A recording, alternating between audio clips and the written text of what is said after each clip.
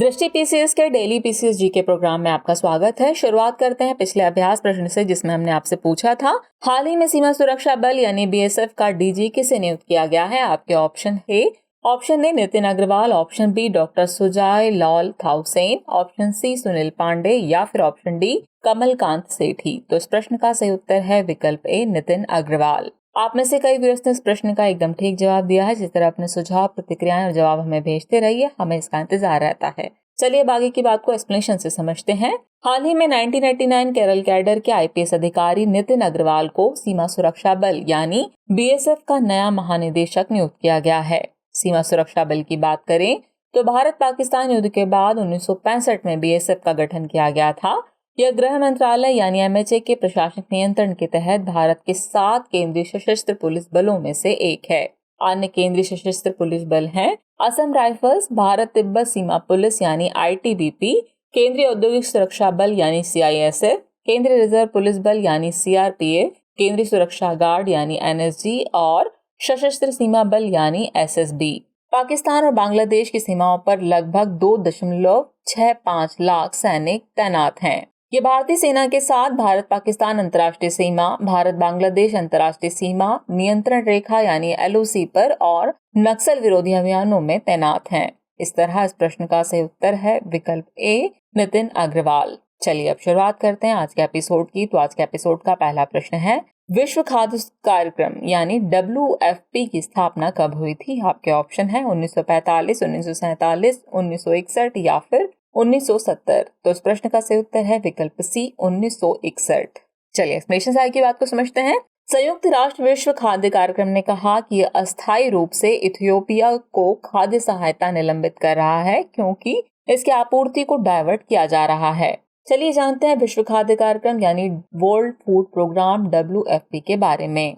यह अग्रणी मानवीय संगठन है जो आपात स्थिति में लोगों के जीवन को बचाने और परिवर्तित करने हेतु खाद्य सहायता प्रदान करता है। ये पोषण स्तर में सुधार करने और लचीलापन लाने हेतु समुदायों के साथ मिलकर कार्य करता है। इसकी स्थापना वर्ष 1961 में खाद्य एवं कृषि संगठन और संयुक्त राष्ट्र महासभा द्वारा अपने मुख्यालय रोम, इटली में की गई थी। गौरतलब है कि अंतर्राष्ट्रीय समुदाय द्वारा 2030 तक भूखमरी को समाप्त करने, खाद्य सुरक्षा प्राप्त करने एवं पोषण में सुधार करने हेतु प्रतिबद्ध है। WFP 120 से अधिक देशों और क्षेत्रों में संघर्ष के कारण विस्थापित और आपदाओं से निराश्रित लोगों के लिए जीवन रक्षक खाद्य सामग्री प्रदान करने हेतु कार्य करता है। इस तरह इस प्रश्न का सही उत्तर है विकल्प सी 1961। चलिए अगला प्रश्न देखते हैं। इशाद आम संबंधित है। आपके ऑप्शन है बिहार से, उत्तर प्रदेश से, केरल से या फिर कर्नाटक से। तो इस प्रश्न का सही उत्तर है विकल्प डी कर्नाटक से। उत्तर कर्नाटक के अंकोला के करीशाद आम को जीआई टैग मिला है। सरकार के जर्नल के अनुसार करीशाद अपनी अनूठी सुगंध, उच्च स्वाद और आकार के कारण बेहतरीन गुणवत्ता वाले आमों में से एक है। इशाद आम के 2 प्रकार होते हैं, पहला है करीशाद और दूसरा है बिलीशाद। करीशाद जिसकी त्वचा पतली होती है, अधिक गूदा वाला और मीठा होता है। वहीं बिलीशाद जिसका छिलका मोटा होता है, जिसमें गूदा और मिठास भी कम होती है। चलिए जानते हैं जीआई टैग के बारे में। तो जीआई एक संकेतक है जिसका उपयोग एक निश्चित भौगोलिक क्षेत्र से उत्पन्न होने वाली विशेष विशेषताओं वाले सामानों को पहचान प्रदान करने के लिए किया जाता है। वस्तुओं का भौगोलिक सूचक पंजीकरण और संरक्षण अधिनियम 1999 भारत में वस्तुओं से संबंधित भौगोलिक संकेतकों के पंजीकरण एवं बेहतर सुरक्षा प्रदान करने का प्रयास करता है। ये विश्व व्यापार संगठन के बौद्धिक संपदा अधिकारों यानी ट्रिप्स के व्यापार संबंधित पहलुओं का भी हिस्सा है। इस तरह इस प्रश्न का सही उत्तर है विकल्प डी कर्नाटक। अगला प्रश्न है, प्लासी के युद्ध के बाद बंगाल का नवाब किसे बनाया गया था। आपके ऑप्शन है अलीवर्दी खान, मीर जाफर, मीर कासिम या फिर सिराजुद्दौला। तो इस प्रश्न का सही उत्तर है विकल्प बी मीर जाफर।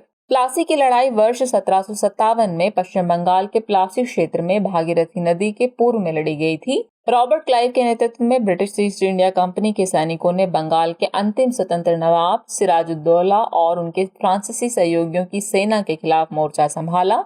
नवाब के असंतुष्ट अनुयायियों जैसे मीर जाफर और अन्य बंगाली जनरलों को अंग्रेजों के साथ गठबंधन करने के लिए रिश्वत दी गई। सिराजुद्दौला का रिश्तेदार मीर जाफर ने अंग्रेजों से बंगाल की गद्दी के बदले उनका समर्थन करने की गुप्त संधि कर ली थी।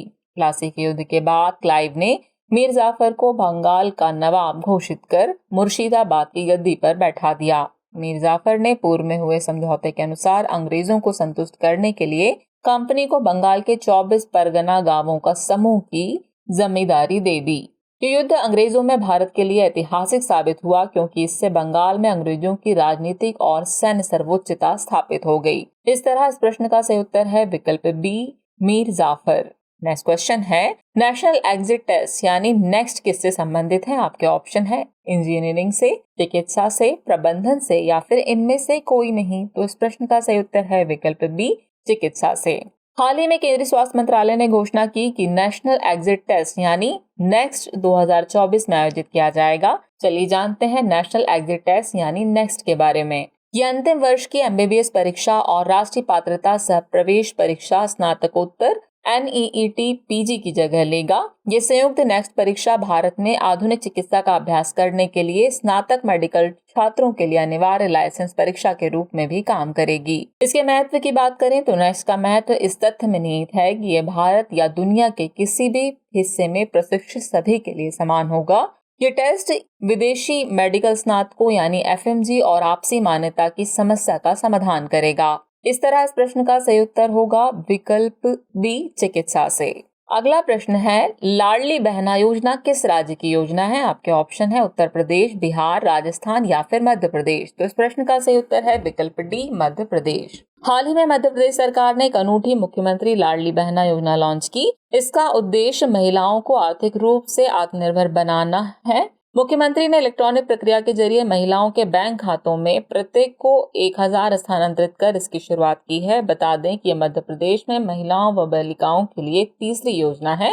इससे पहले यहाँ मुख्यमंत्री लाडली लक्ष्मी योजना व मुख्यमंत्री कन्या विवाह योजना शुरू की जा चुकी है। चलिए जानते हैं मुख्यमंत्री लाडली बहना योजना के बारे में। इस योजना की घोषणा 5 मार्च 2023 को की गई थी। इसके तहत प्रत्येक महिला को 1000 रुपए प्रतिमाह दिए जाएंगे। भविष्य में इस राशि को बढ़ाया जाएगा। योजना के पहले वर्ष में राज्य सरकार 15,000 करोड़ रुपए खर्च करेगी। आखिर में बात इस योजना की पात्रता की तो 23 से 60 वर्ष की आयु की महिलाएं जिनके पास 5 एकड़ से कम भूमि या वार्षिक आय 2.5 लाख रुपए से कम है वे इसकी पात्र होंगी। इस तरह इस प्रश्न का सही उत्तर होगा विकल्प D, Madhya Pradesh. Next question है, माउंट मेयोन ज्वालामुखी किस देश में अवस्थित है? आपके ऑप्शन है इंडोनेशिया, इटली, हवाई द्वीप या फिर फिलीपींस। तो इस प्रश्न का सही उत्तर है विकल्प डी, फिलीपींस। हाल ही में फिलीपींस में माउंट मेयोन ज्वालामुखी में विस्फोट हुआ है। ज्वालामुखी से लावा और सल्फ्यूरिक गैस निकलना शुरू हो गया, जिसके चलते चेतावनी स्तर संभावित 5 में से 3 तक बढ़ा दिया गया। माउंट मेयोन की बात करें तो ये दुनिया के सबसे सक्रिय ज्वालामुखियों में से एक है। साथ ही फिलीपींस का सबसे सक्रिय ज्वालामुखी है। यह फिलीपींस की राजधानी मनीला से लगभग 330 किलोमीटर यानी 205 मील दक्षिण पूर्व में लुजॉन द्वीप पर स्थित है। यह देश के लुजॉन द्वीप से 8077 फीट की ऊंचाई पर है। बता दें कि माउंट मेयोन में आखिरी बार 2018 में हिंसक विस्फोट हुआ था, जिससे हजारों लोगों को विस्थापित होना पड़ा था।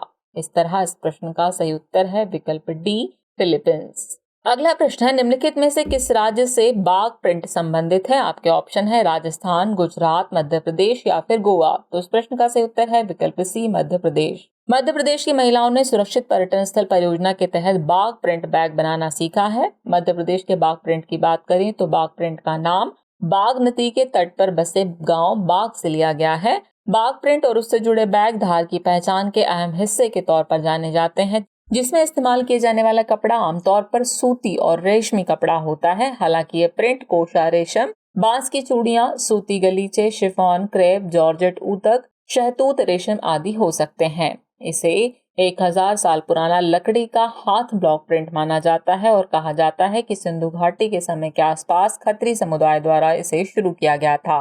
यह हस्तकला शैली भौगोलिक रूप से पंजीकृत है, यानी इसे GI टैग मिला हुआ है।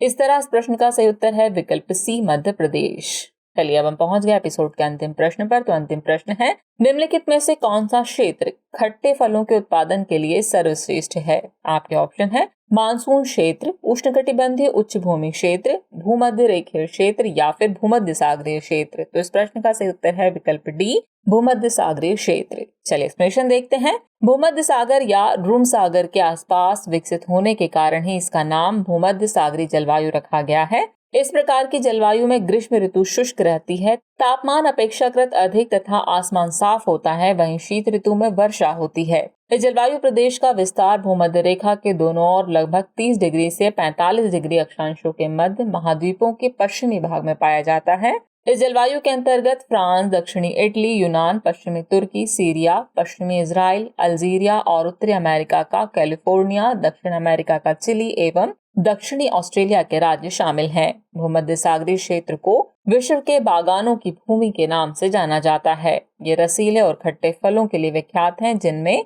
संतरा, नींबू, सिट्रोन, अंगूर, जैतून, अंजीर आदि प्रमुखता से पाए जाने वाले फल हैं। सिट्रस फलों के कुल वैश्विक निर्यात का लगभग 70% निर्यात इन्हीं क्षेत्रों से होता है। इस तरह इस प्रश्न का सही उत्तर है विकल्प डी, भूमध्य सागरीय क्षेत्र। चलिए अब वक्त हो चला है आज के एपिसोड से रिलेटेड अभ्यास प्रश्न को नोट करने का। तो अभ्यास प्रश्न है, विश्व बाल श्रम निषेध दिवस कब मनाया जाता है? आपके ऑप्शन है, ऑप्शन ए 10 जून, ऑप्शन बी 11 जून, ऑप्शन सी 12 जून या फिर ऑप्शन डी 13 जून।